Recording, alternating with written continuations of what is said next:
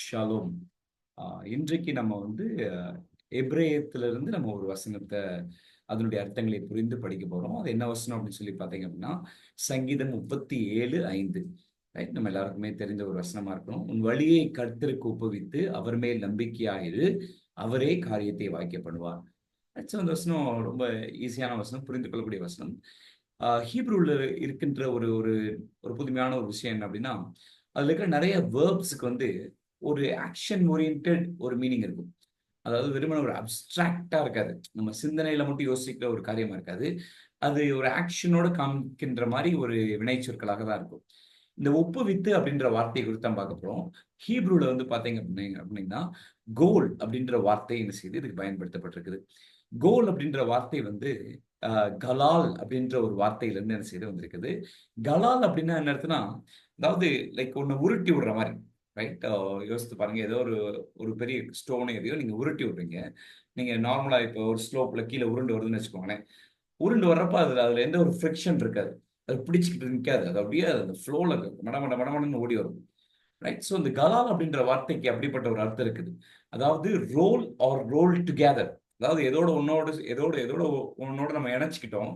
அதோட இணைஞ்சதுனால அது உருளுது, அதெல்லாம் நானும் உருண்டிட்டே இருக்கிறேன். எனக்குன்னு ஒரு ஓன் சாய்ஸ் இல்ல. நான் அதோட கூட இணைஞ்சதுனால, இப்போ ஒரு பெரிய கல்லுல நீங்க ஒரு ஒரு துணிய கட்டி விட்டுறீங்க. அது மேல இருந்து கீழ உருளுது. அந்த துணி அதோட சேர்ந்து ஆட்டோமேட்டிக்கா உருளுது பாருங்க. ஸோ இந்த கமிட் அப்படின்ற வார்த்தைக்கு இப்படிப்பட்ட ஒரு மீனிங். ஆக்சுவலி இந்த கோல் அப்படின்ற வார்த்தை எப்படின்னா, ரோல் அலாங் வித் காட் அப்படின்ற மாரி.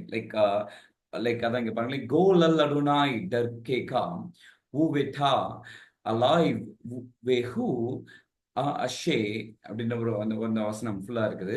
ரைட். முக்கியமா இந்த வார்த்தை தான் கோல். Right. Like roll together with the Lord அல்லது ரோல் அவேன்னு எடுத்தாலுமே roll away your burdens on the Lord. They would roll together with the Lord. நம்முடைய வாழ்க்கையில நம்ம ஆண்டவரோடு கூட நம்ம வந்து அவருடைய ஃப்ளோல எந்த விதமான பிடிமானம் நமக்குன்னு வச்சுக்கிறாம, அவர் எப்படி உருண்டு அவருடைய அவருடைய பாதைகள் எப்படி போகுதோ, அவரோடு கூட நம்ம அப்படியே போறப்ப, அவர் மத்த எல்லாத்தையும் என்ன செய்வார்? பார்த்துக் கொள்வார். ஏன்னா இந்த சங்கீதத்துல ஸ்டார்ட்டிங்ல நெறைய பேர் வந்து அதாவது மக்கள் இப்படிலாம் இருக்கிறாங்க. அதாவது அவங்க தப்பு பண்றாங்க. இவங்க பொல்லாதவங்களா இருக்கிறாங்க. அப்படி இப்படின்னு சொல்லிட்டு இன்னைக்கு இந்த உலகத்துல வாழவே முடியல. நிம்மதியே இல்ல.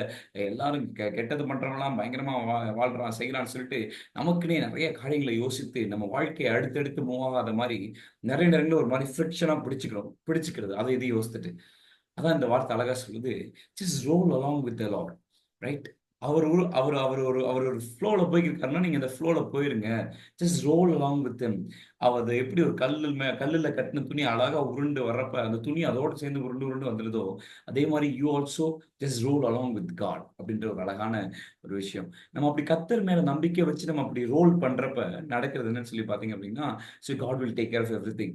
இஸ்ரவேல் ஜனங்கள் கூட வனாந்திரத்திலிருந்து அவங்க கிளம்பி வர்றப்ப நெறைய பேருக்கு வந்து மக்களுக்கு டவுட். ரைட். நெறைய மோசஸ் வந்து நெறைய ஸ்பைஸ் அனுப்பிவிடுறாரு.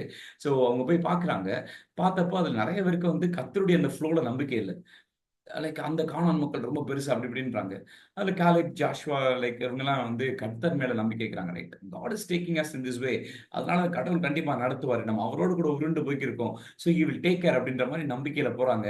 அதே மாரி ஜோஷுவா கடவுளுடைய கிருபையினால அந்த மக்கள் எல்லாம் அழகா வழி நடத்தி அந்த அந்த அந்த அந்த இடத்துக்கு கூட்டு போயிடுறாங்க. அந்த இடத்துக்கு கூட்டு போயிட்டு அப்ப ஆண்டவர் சொல்லுவாரு, இந்த புது ஜெனரேஷன் அதாவது வனாந்தரத்துல பிறந்தவங்க, அதுக்கு நெறைய பேர் என்ன செய்யல வளர்ந்துட்டாங்க. ஆனா விருத்த சேதனம் பண்ணப்படல. அவங்க விருத்த சேதனம் பண்ண அந்த இடத்துல ஆண்டவர் அவங்கள பண்ண சொல்றாரு. ஏன்னா அவங்க வந்து இப்ப ப்ராமிஸ் லேண்டுக்குள்ள என்டர் ஆக போறாங்க.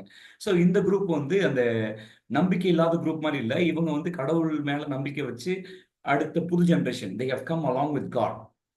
ரைட். சோ இந்த ஒரு ஜெனரேஷன் வந்து அப்படி கடவுள் மேல நம்பிக்கை வச்சு உருண்டு வந்தனால, கடவுள் என்ன சொல்றாரு, நீங்க என் மேல நம்பிக்கை வச்சு வந்ததுனால, so I have taken away. Right. அந்த அந்த டிஸ்கிரேஸ் உங்ககிட்ட இருந்து எடுத்துட்டேன் அப்படின்றாரு.